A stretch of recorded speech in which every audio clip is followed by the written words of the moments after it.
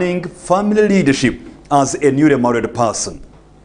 When we took the break, we were talking about the power and place of adjustment, which we have seen that it is that ability and willingness to find the meeting point.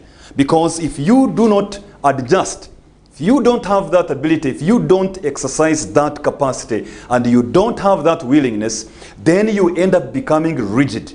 And when you become rigid as a family leader, you become toxic.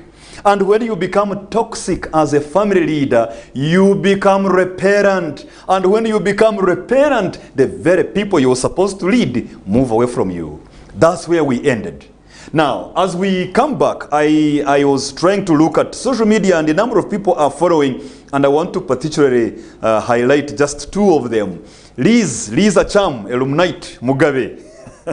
Liz is quoting the football game. This was a statement we made here. The football game, which is a one-off, is standing in the way of a marriage, which is for a lifetime.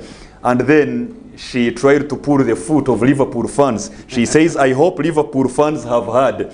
And one Liverpool fan, Big Sam Nkurunziza Emmanuel, says, yes, we have heard. So what time is the match? I don't know how to interpret that. But anyway, this leads me now to asking you, Martin. Yes. This family leadership we are talking about, is it something that is learnable, or it is only a talent that a few privileged people were born with?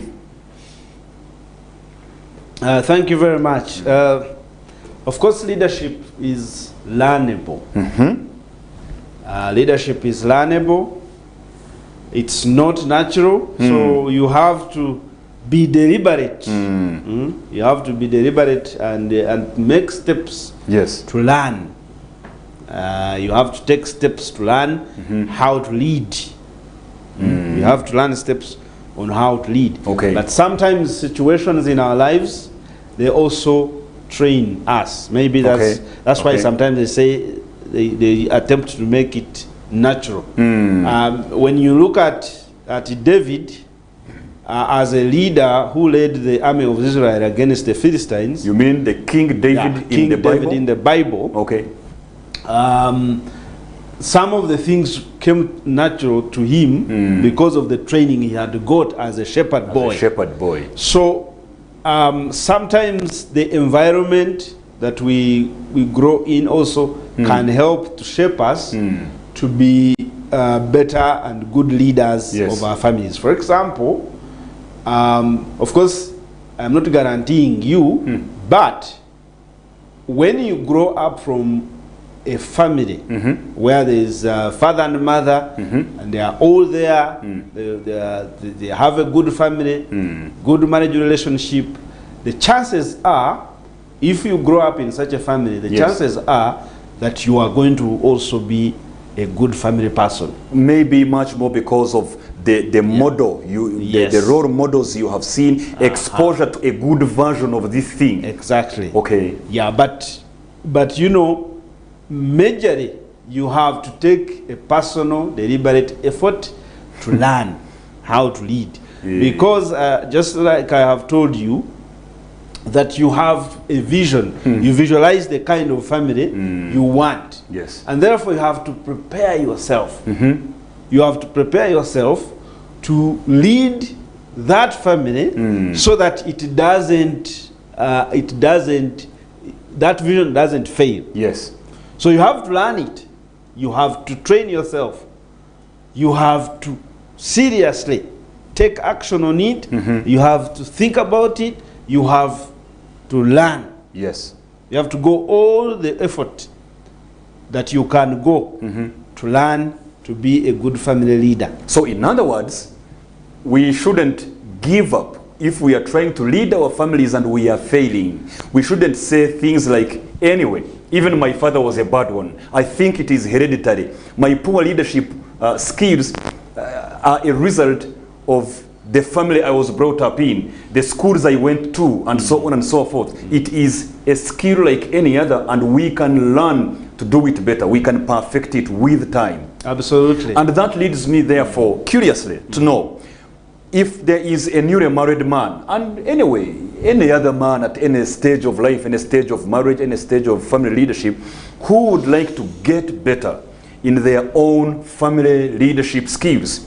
What are the avenues through which that kind of a man can learn how to lead his family well?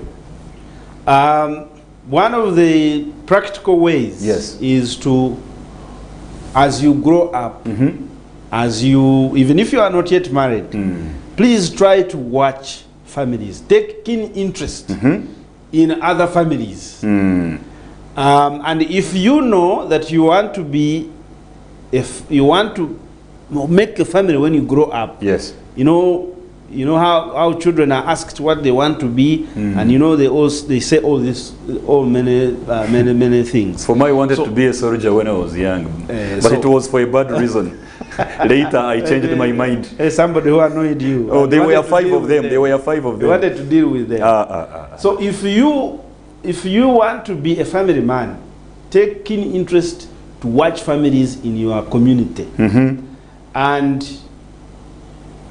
the reason why it is important to visualize the family you want to build, because as you watch families in your community, you'll be able to say, I think I want to build a family like, which is like so and so's.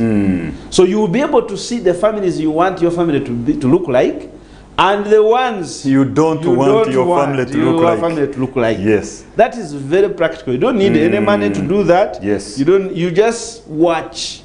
Just watch, visit, Yes. you know, and you know, talk if you admire a certain family and you admire a certain family leader, please, you can even approach them and have a conversation with those people. Yes. So don't fear them. Just look for such people and talk to them. So you take a personal effort to learn, and that is one of the ways that you can learn. Two, I have said it, that you can watch a family and then you see, but you can also approach people who Yes. have experience in marriage, in family leadership for a long time. Have a conversation with them. Talk to them. Yes. How did they do it? Ask them Learn. questions. How did they achieve the things they have achieved? How are they able to build? But such you a see, wonderful Martin, family? the challenge we have today, nowadays, yes. is that most, not only, let me first of all talk about the young people. Most young people, they spend all their time, 100%, with their fellow young people. Singles spend all their time going out partying, going out with their fellow singles. So they never spend any time with these people you are talking about. They never listen to them. They never learn from them. They never ask them questions. They are always with their fellow single men and women. I think that leaves the gap concerning what you are talking about. Absolutely, and it's a big challenge in Yes. our generation now. Yes. That's why you see statistically now, marriage failures, divorces are increasing. Very many today, because you know we do not have. It is important to always have someone in your life who is one step ahead of you, Even 3 steps, or even 5, even or 10. whatever. Yes. At least at the bare minimum, have someone who is, because you learn from them. But Okay. if you have only people who are at the same level with you, you don't learn many. You stop learning. So if you're the best Yes. in a certain group you belong to, Yes. you better change the group soon. Absolutely. You better leave that group, Yes. because you are no longer learning anything new. Okay, unless you're there to Yeah. only be a teacher. People are only praising you, Yeah. and you know, that kind of thing. Yes. And so it is important to look for these experienced people who have been married and talk to them, Number 3. and stop this talk of we shall learn on the job. Yes, you learn on the job, but you know, when you already have some information. Yes. Read books on marriage. It is also one important aspect that can help you to be a better family leader. As a man, read books on leadership.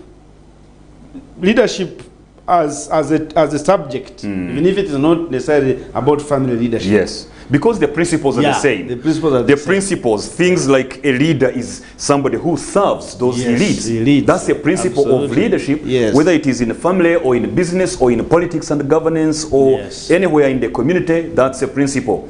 If they say leadership is not position, it is action, then that's a principle. Whether it is in politics and governance, business and economy, arts, culture, sports, entertainment, or family, it still applies. So Absolutely. read books not only on marriage, but also on leadership generally as a subject. And more importantly, read the Bible. Read the Bible, because the Bible also has some good aspects that will help you as to be able to lead your family. Why are you singling it out among all the books? The Bible is the Word of God, and God is the greatest Father. Okay. Even and when the greatest Jesus, leader. the greatest Father, the greatest leader. Mm. And when Jesus is teaching us to pray, say, "Our Father who is in heaven." And we see God leading the nation of Israel from Egypt to the promised land. We see all aspects of leadership. Communication, God communicates. God is patient with his people, but also he metes out punishment.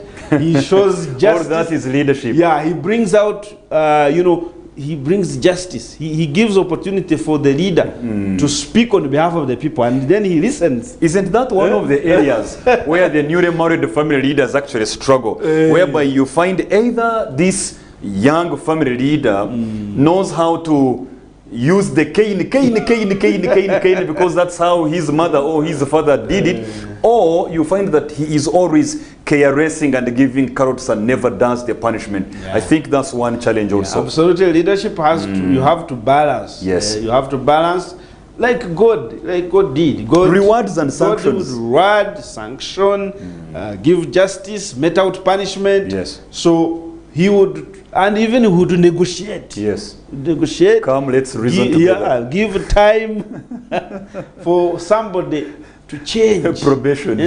Probation for somebody to change. Yes. So all this you have to learn when you read your Bible, when you read other books, when you talk to people who have experienced these things, you will find all of this in their conversation.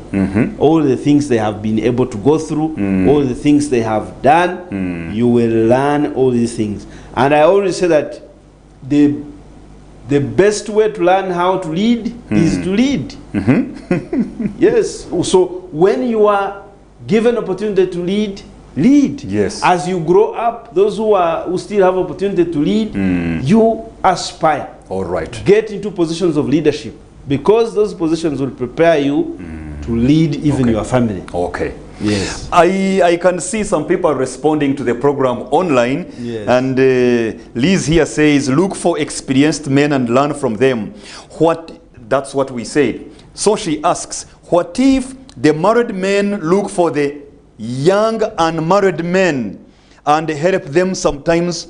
Let me be sure I got it right. What if the married men look for the young unmarried men and help them? Okay, in other words, the married men should look for those young unmarried men and see how to help them. So she goes on and says, sometimes grooms to be are bombarded with a lot of advice just a few weeks to the wedding, and I doubt that helps them much. So she ends up saying that the men's forums you were talking about, like Fathers Union and others, should start the fireplace meetings again.